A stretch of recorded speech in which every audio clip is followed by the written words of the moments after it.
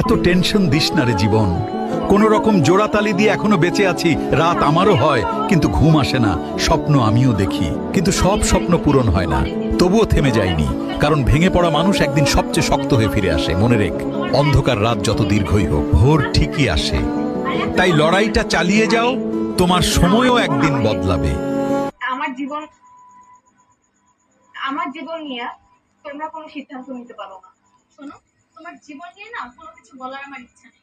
এই বাড়িতে যদি খেতে হয় না, তাহলে সমস্ত কাজ করে তারপর খাবা। আর যদি কাজ না করতে পারো, তাহলে খাওয়ার আশা করো না।